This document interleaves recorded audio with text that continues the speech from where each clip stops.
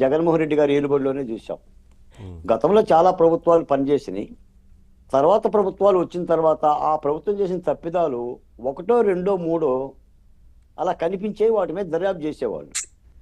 కానీ ఇక్కడ గత 5 ఏళ్ల ప్రభుత్వం చేసిన తప్పిదాలన్నీ కూడా మొత్తం దందానే, దోపిడే. ఉమ్, ఇప్పుడు అనుష గారు కాకినాడ పోర్టుకు సంబంధించిన ఆరోపణలను అంటున్నారు. అసలు ఆరోపణలు కాదు ఇవి, ఉమ్. దొంగలు పడ్డారు కాకినాడ పోర్టులో.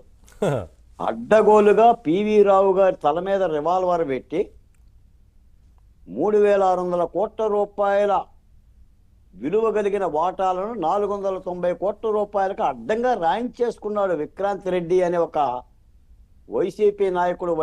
వైవి సుబ్బారెడ్డి గారి కొడుకు, విజయసాయి రెడ్డి గారి అల్లుడు, మరో రెడ్డి గారు. ఇది కంప్లైంట్ ఉంది ఆల్రెడీ. పివి రావు గారు కంప్లైంట్ ఇచ్చారు రిటర్న్ గా. ఉమ్. విక్రాంత్ రెడ్డి ఆయన తమ్ముడే జగన్ కి. తమ్ముడే ఉమ్, కాబట్టి ఈ విధంగా రిటర్న్ కంప్లైంట్ ఉంది. రిటర్న్ కంప్లైంట్ ఇచ్చినా కూడా పైగా పరిచయంటే ఈ తతంగం అంతా కూడా గత 10 రోజులుగా జరుగుతున్న వ్యవహారమే. ఇంకా సిఐడి కేసు పట్టింది, ఇప్పుడు ఈడీ కూడా నోటీసులు ఇస్తుంది. అసలు ఈ నోటీసులు ఇవ్వటం ఏంటి సార్ విక్రాంత్ రెడ్డికి? ఇప్పుడు నేను ఒక మాట అడుగుతాను. ఇప్పుడు కాకినాడ పోర్టు ద్వారా ఒకటేమో పోర్టుకు సంబంధించిన వాటాలను పివి రావు గారి దగ్గర నుంచి గుంజుకోవటం, కేవీ రావు గారి దగ్గర నుంచి గుంజుకోవటం ఒకటైతే, రెండు కాకినాడ పోర్టును అడ్డాగా చేసుకొని పేదోడి తినే రేషన్ బియ్యాన్ని ఎగుమతులు చేయటం అనేది ఇంకొక అవినీతి. అవును. ఇవన్నీ కూడా మీరు నేను చెప్తున్న మాటలు కూడా కాదు. సాక్షాత్తు పౌర సరఫరాల శాఖ మంత్రి నాదెండ్ల మనోహర్ గారు, రాష్ట్ర ఉప ముఖ్యమంత్రి పవన్ కళ్యాణ్ గారు చెప్తున్న మాటలు. పెద్ద ఎత్తున 48,000 కోట్ల రూపాయల రేషన్ బియ్యం తరలించబడిందని, ఒక కాకినాడ పోర్టు దగ్గర నుంచే 1,31,00,000 టన్నుల వ్యాపార లావాదేవీలు జరిగిందని చెప్పిన వాళ్ళు ఆరోపణలు చేశారు.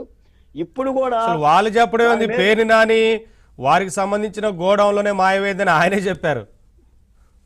మరి ఇన్ని అవినీతులు జరిగినాయి. మరి ఇప్పుడు పేర్ని నాని గారు ఏమంటున్నారంటే, పట్టుకోండి చూద్దాం, దమ్ముంటే పట్టుకోండి అని అంటున్నాడు.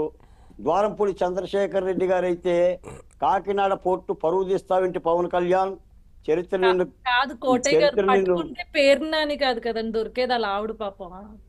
వాళ్ళ ఆవిడ దొరికితే ఏముంది, వాళ్ళ ఆవిడైతేనే ఇంకొకరైతేనే అవినీతిలో ఉండవాలని పేర్ని నానికి మరి పట్టుకోవాలి. మరి ఆయన ఛాలెంజ్ చేస్తున్నాడు. ద్వారంపూడి చంద్రశేఖర్ రెడ్డి కూడా సవాల్ చేస్తున్నాడు. లేదు సార్, నేను ఆల్రెడీ సీజ్ చేశారు కదా, గుడౌన్ సీజ్ చేశారు మీకు. అదంతా కూడా రేషన్ రైస్ కూడా తరలించారు. ఇప్పుడు అనుష గారు ప్రభుత్వం మారిందని ఒక ఆనందంలో ఉండి మీరు మాట్లాడుతున్నారులే కానీ, ఈ రోజున గ్రామాల్లో ఒక 4 బస్తాల బియ్యం దొరికితే ఎవరి దగ్గరన్నా నవీన్ గారు ఏం చేస్తారు?